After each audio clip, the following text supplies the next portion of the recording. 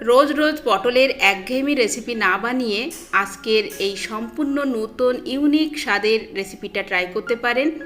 এত সুস্বাদু, এতটাই টেস্টি যে সবাই কাড়াকাড়ি করে খেয়ে ফেলবে। আশা করি রেসিপিটি সবার ভালো লাগবে।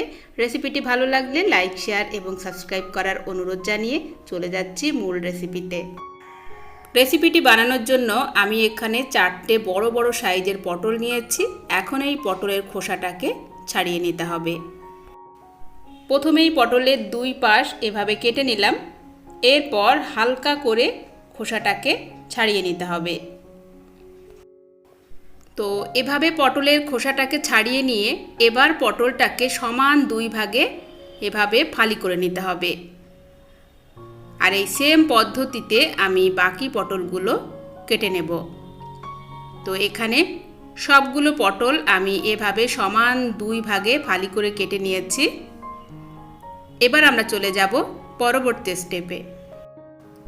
এবার আমি প্রত্যেকটা পটল রুটি বানানো বেলুন দিয়ে এভাবে একটু থেতলে নেব। আপনারা কিন্তু আমার হাতের দিকে একটু ভালো করে তাকালেই বুঝতে পারবেন আমি কিভাবে পটলগুলো বেলুন দিয়ে এভাবে একটু প্রেস করে বানিয়ে নিচ্ছি। আর এভাবে যদি পটলগুলো একটু থেতলে নেন তাহলে কিন্তু পটলগুলো খুব ভালোভাবে সিদ্ধ হয়ে যাবে, পটলের ভিতরে খুব ভালোভাবে মশলাটা যাবে, আর আমরা যে রেসিপিটা বানাতে যাচ্ছি সেটা একদম পারফেক্ট হবে। তো এখানে সবগুলো পটল আমি এভাবে বানিয়ে নেব। আর এটা কিন্তু খুব সহজ, আপনারা যে কেউ এটা বানিয়ে নিতে পারবেন। তো এখানে সবগুলো পটল কিন্তু আমি এই সেম পদ্ধতিতে বানিয়ে নিয়েছি। এখন আমি অল্প অল্প লবণ দিয়ে নিলাম প্রত্যেকটা পটলের উপরে দিয়ে এভাবে হাত দিয়ে লবণটাকে একটু ঘষে নিয়ে আমি একটা বোলে তুলে নিচ্ছি পটলগুলো। আর এভাবে আমি কিছুক্ষণ রেখে দেব যাতে লবণটা ভালোভাবে পটলের ভিতরে চলে যায়।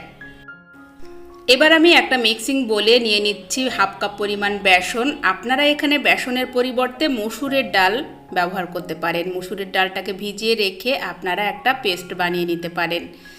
এরপর আমি এখানে দিয়ে দিচ্ছি কালো জিরে, স্বাদ মতো লবণ দিয়ে দিচ্ছি, লঙ্কার গুঁড়ো দিয়ে দিচ্ছি হাফ চা চামচ পরিমাণ, হলুদের গুঁড়ো পরিমাণ মতো, সব কিছু একসাথে ভালো করে মিশিয়ে নিলাম। এবার এখানে আমি দিয়ে দেব 2 টেবিল চামচ পরিমাণ কর্নফ্লাওয়ার। আপনারা কর্নফ্লাওয়ারের পরিবর্তে 2 টেবিল চামচ পরিমাণ চালের গুঁড়ো দিয়ে দেবেন। এতে করে কি হবে, অনেক বেশি মুচমুচে হবে। এরপর হাফ চা চামচ পরিমাণ আদা রসুন বাটা দিয়ে সব কিছু একসাথে ভালো করে মিশিয়ে নিতে হবে। এবার আমি এখানে অল্প অল্প জল দিয়ে একটা ব্যাটার বানিয়ে নেব। আর ব্যাটারটা কিন্তু একেবারেই পাতলা হবে না, আবার খুব বেশি ঘনও হবে না, ঠিক এরকম থিকনেস করে ব্যাটারটাকে বানিয়ে নিতে হবে। এবং ব্যাটারটা বানানোর পরে খুব ভালো করে ফেটিয়ে নিতে হবে। যত ভালোভাবে ফেটাবেন রেসিপিটা ততটাই পারফেক্ট হবে। তো এখানে 1-1.5 মিনিট ধরে কিন্তু আমি কন্টিনিউ ব্যাটারটাকে ফেটিয়ে নিয়েছি। ব্যাটারটা অলমোস্ট রেডি। এবার আমি যে পটলগুলো থেতলে নিয়েছিলাম সেই পটল একটা একটা করে আমি এভাবে ব্যাটারে ডুবিয়ে নেব। 2 পিঠ খুব ভালোভাবে এভাবে মাখিয়ে নিতে হবে। চাইলে কিন্তু আপনারা সবগুলো পটলে ব্যাটারটা মাখিয়ে 1-2 মিনিট রেখে দিতে পারেন। এতে করে পটলগুলো আরও বেশি সুস্বাদু হবে।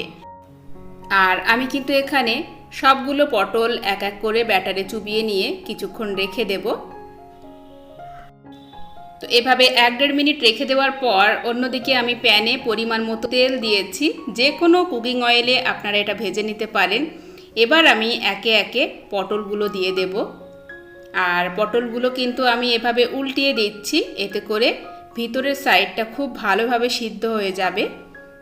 তো এখানে আমি সবগুলো পটল দিয়ে দিচ্ছি। আর এই পটলগুলো ভাজতে কিন্তু একেবারেই তেলের প্রয়োজন হবে না, খুব অল্প তেলেই আপনি অনেক বেশি মুচমুচে করে ভেজে নিতে পারবেন।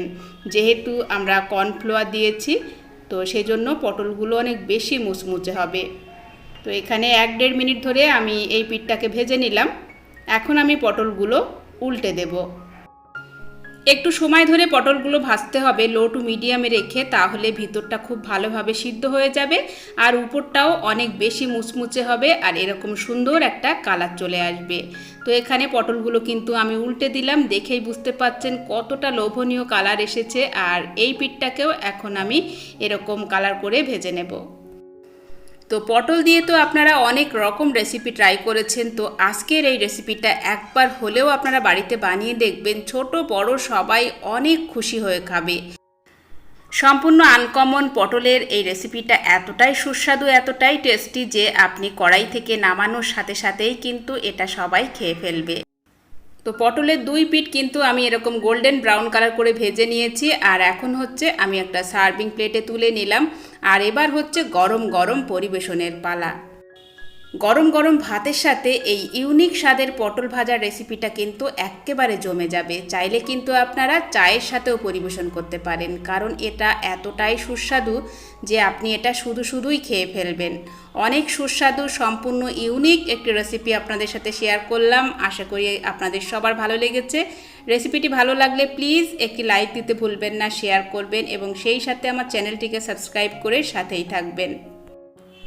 আজকের মতো এখানেই বিদায় নিচ্ছি। দেখা হচ্ছে আগামী পর্বে এরকম নতুন কোনো রেসিপির সাথে। আল্লাহ হাফেজ।